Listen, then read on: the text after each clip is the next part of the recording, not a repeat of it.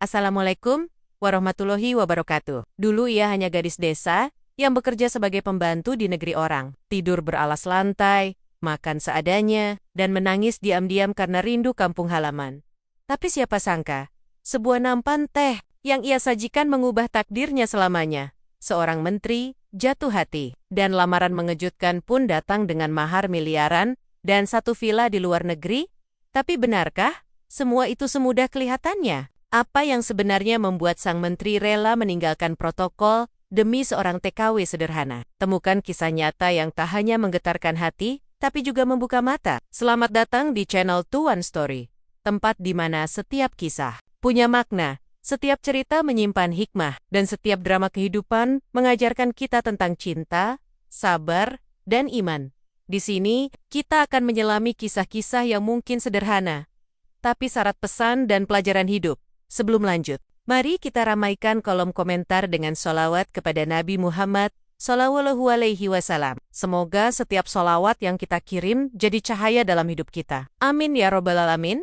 Risa Lestari bukanlah perempuan yang dilahirkan dalam keluarga kaya. Ia tumbuh di sebuah desa kecil di Purbalingga, Jawa Tengah, dengan pemandangan sawah dan suara jangkrik yang menjadi nyanyian malam. Sejak kecil, Risa terbiasa dengan kesederhanaan. Ayahnya seorang petani dan ibunya penjual sayur keliling. Meski hidup pas-pasan, keluarga mereka terkenal harmonis.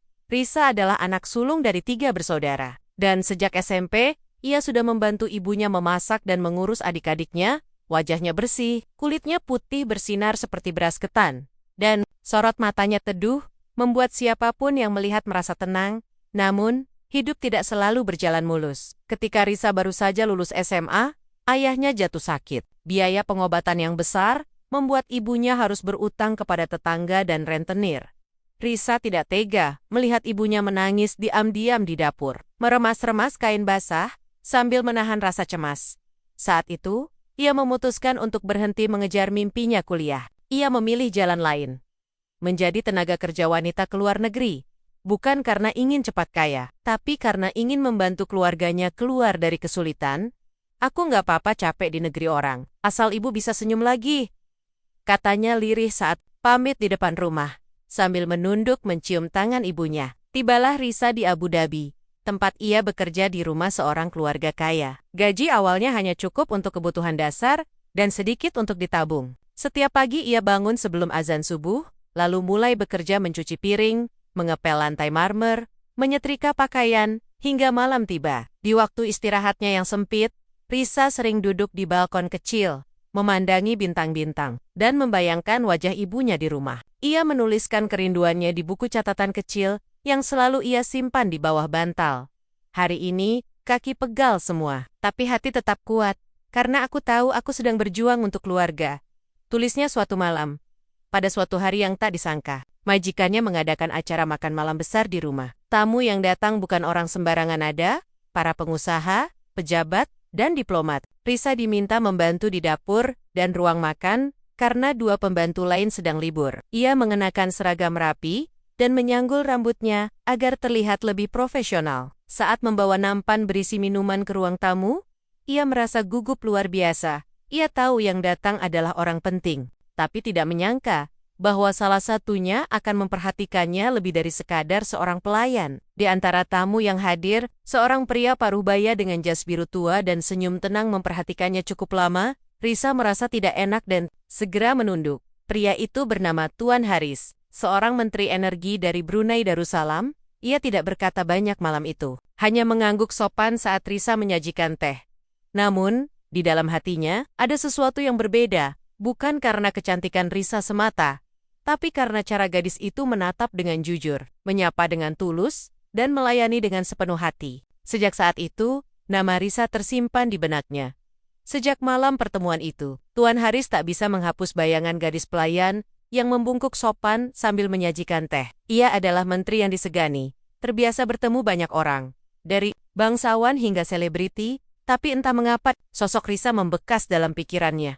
Ada ketulusan yang jarang ia temui. Wajah polos dengan senyum tipis itu seperti menenangkan hatinya yang selama ini sibuk oleh urusan negara. Ia meminta asistennya menyelidiki siapa gadis itu tanpa membuat kehebohan. ketika tahu bahwa Risa adalah TKW asal Indonesia yang bekerja di rumah kenalannya. Hati Tuan Haris semakin tergugah. Sementara itu, Risa sama sekali tidak tahu bahwa dirinya sedang menjadi pembicaraan di balik layar. Ia tetap menjalani hari-harinya seperti biasa, menyapu halaman, mencuci, dan sesekali mengirim kabar ke ibunya di kampung saat menerima telepon dari adiknya, yang memberitahu bahwa uang kiriman Risa dipakai untuk membeli motor bekas agar bisa ojek sekolah. Ia menangis diam-diam. Alhamdulillah, akhirnya bisa bantu keluarga sedikit-sedikit, ucapnya sambil menatap langit malam dari jendela kecil kamarnya. Beberapa hari kemudian, majikan Risa kembali mengadakan acara, dan sekali lagi, Tuan Haris hadir. Kali ini, ia sengaja datang lebih awal, dan duduk di sudut ruangan, memperhatikan setiap sudut rumah dengan tenang. Saat Risa masuk membawa cemilan dan air minum, mata mereka bertemu sekilas. Tuan Haris tersenyum ramah, dan Risa membalas dengan anggukan sopan. Hanya itu, tapi bagi Tuan Haris, cukup untuk membuat harinya terasa berbeda. Seusai acara, saat semua tamu telah pulang, tiba-tiba seorang pria mengenakan setelan formal datang menghampiri Risa di dapur. Wajahnya asing. Ia memperkenalkan diri sebagai staf pribadi dari Tuan Haris. Dengan suara sopan dan lembut, ia menyampaikan pesan yang membuat jantung Risa berdetak lebih cepat. Tuan Haris ingin mengenal Anda lebih dekat, bukan sebagai pelayan, tapi sebagai pribadi. Risa tercengang. Ia bahkan tak bisa berkata-kata. Dunia yang selama ini hanya ia kenal dari drama televisi, seolah hadir di hadapannya, nyata dan membingungkan. Risa merenung lama malam itu.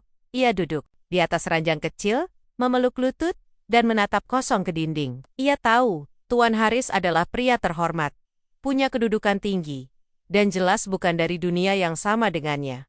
Tapi, apa maksudnya? Ingin mengenal lebih dekat? Risa takut dianggap terlalu tinggi mimpi. Ia takut terjebak harapan palsu yang bisa menyakitinya nanti.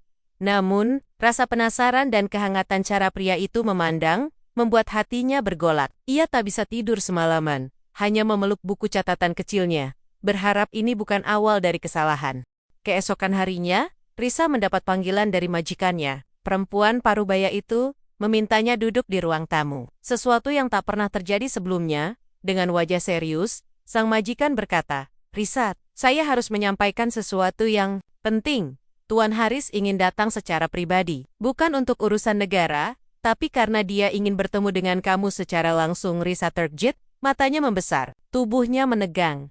Ia ingin bertanya, tapi bibirnya keluh. Perasaannya campur aduk antara takut, bingung, dan tak percaya. 3 hari kemudian, mobil hitam panjang berhenti di depan rumah tempat Risa bekerja. Dari dalam mobil, keluarlah Tuan Haris. Dengan pakaian sederhana, namun tetap berwibawa, Risa menyambutnya dengan gemetar. Di ruang tamu, mereka duduk berseberangan. Tidak ada pelayan lain di sana. Hanya mereka berdua ditemani teh hangat dan cahaya sore yang masuk dari jendela. Dengan suara lembut namun pasti, Tuan Haris berkata, "Saya tidak ingin membuang waktu. Saya sudah cukup melihat dunia. Tapi, hanya sekali ini saya melihat seseorang yang membuat saya merasa ingin pulang." Risa menandek. Wajahnya memanas. Ia tak tahu harus menjawab apa. "Saya tahu latar belakang kamu. Saya tahu kamu orang baik. Bukan wanita sembarangan." Lanjut Tuan Haris. "Saya datang ke sini untuk menyatakan niat saya. Saya ingin melamar kamu secara resmi. Bukan untuk main-main." Risa terisak pelan, air mata turun. Tanpa ia sadari, selama hidup, belum pernah ada seorang pria yang datang dengan penuh hormat seperti itu, apalagi dari kalangan tinggi. Ia merasa terlalu kecil, terlalu jauh untuk bisa menerima tawaran sebesar itu. Namun Tuan Haris tidak memaksa. Ia memberi waktu untuk Risa berpikir, dan juga berjanji akan menghubungi keluarganya di Indonesia untuk menyampaikan maksudnya secara langsung. Beberapa hari kemudian, keluarga Risa di Purbalingga menerima kunjungan. Perwakilan resmi dari Brunei, Ibu Risa yang sudah tua menangis sambil memeluk foto putrinya. Kalau ini jalannya Risa menuju bahagia. Ibu hanya bisa mendoakan, ucapnya lirih. Akhirnya, dengan restu keluarga, dan setelah melalui banyak pertimbangan, Risa mengiyakan lamaran itu.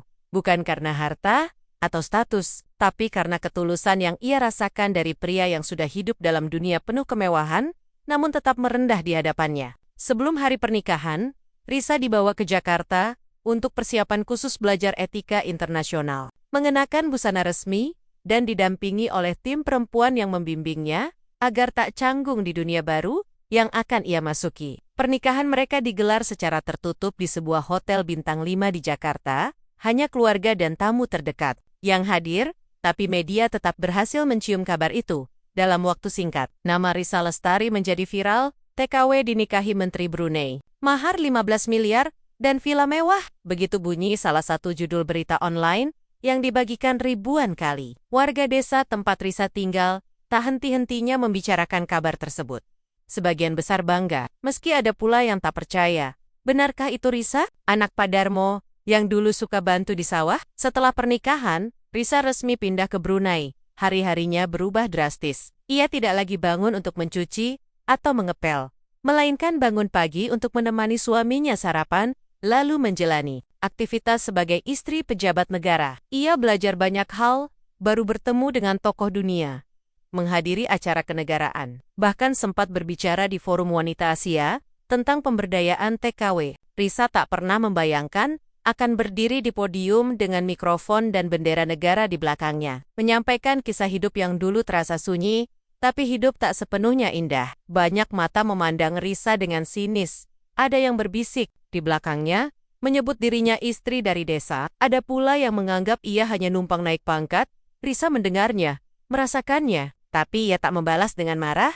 Ia justru menjadikan semua itu sebagai semangat untuk terus berkembang. Ia mulai membaca banyak buku, memperdalam bahasa asing, dan diam-diam mengikuti kelas daring tentang ilmu sosial dan diplomasi. Di waktu luang, Risa mulai aktif menulis. Ia menulis catatan harian, bukan untuk dipublikasikan, tapi untuk menjaga hatinya tetap jujur. Salah satu kutipan yang ia tulis, dan kemudian tersebar luas adalah, "Saya pernah berdiri di dapur kecil sambil mencuci piring, dan kini berdiri di depan ribuan orang, tapi hati saya tetap sama. Ingin berguna." Kalimat itu menjadi inspirasi di kalangan para TKW di luar negeri. Banyak dari mereka merasa bangga bahwa salah satu dari mereka bisa bersuara dan dihormati. 1 tahun setelah pernikahan, Risa kembali ke kampung halamannya. Tapi bukan sebagai tamu biasa. Ia datang sebagai tamu kehormatan yang membawa banyak bantuan untuk pembangunan desa. Ia membangun balai pelatihan kerja untuk perempuan muda. Agar mereka tak perlu jauh-jauh ke luar negeri tanpa bekal, saya dulu pergi karena tidak punya pilihan. Sekarang saya ingin kalian punya pilihan yang lebih baik, ucapnya saat peresmian. Tangis haru mewarnai hari itu. Seorang gadis desa, yang dulunya hanya mengantar nasi ke sawah, kini menjadi cahaya bagi banyak orang. Setelah kembali ke Brunei, kehidupan Risa dan Tuan Haris menjadi lebih tenang. Mereka tidak terlalu sering tampil di depan publik, kecuali untuk acara resmi yang memang penting. Risa lebih senang menghabiskan waktu di rumah, membaca buku, belajar memasak makanan dari berbagai negara, dan sesekali menulis untuk media wanita tentang pengalaman hidupnya. Tuan Haris, yang selama ini dikenal sebagai pria sibuk dengan urusan negara, mulai meluangkan lebih banyak waktu untuk keluarga. Mereka sering berjalan berdua di taman belakang rumah, sambil menikmati matahari sore. Namun suatu hari, Risa menyampaikan keinginan yang cukup mengejutkan. Ia ingin meninggalkan semua kesibukan politik dan pindah ke tempat yang lebih sepi, lebih tenang. "Aku tidak ingin hidup hanya untuk dikenal, aku ingin hidup untuk merasa damai," ujarnya lembut. Tuan Haris terdiam sejenak, lalu menggenggam tangan istrinya dan tersenyum. "Kalau itu bisa membuat kamu bahagia, maka aku ikat." Tak butuh waktu lama, mereka pindah ke villa mewah yang dulu menjadi bagian dari mahar pernikahan mereka. Terletak di sebuah kota kecil di Swiss, yang tenang dan dikelilingi pegunungan salju. Di tempat baru itu, Risa merasa seperti menemukan kembali dirinya yang dulu. Ia bisa bangun pagi tanpa terburu-buru, menyeduh teh sambil membaca buku di balkon, dan menulis tanpa tekanan. Ia dan suami mengadopsi 2 anak dari Indonesia yang sebelumnya tinggal di panti asuhan, memberinya kasih sayang dan pendidikan terbaik. "Saya dulu hidup dengan kekurangan, maka sekarang saya ingin anak-anak ini tumbuh dengan penuh cinta," katanya suatu hari kepada wartawan yang berkunjung. Meskipun jauh dari keramaian, nama Risa tetap dikenang di banyak tempat.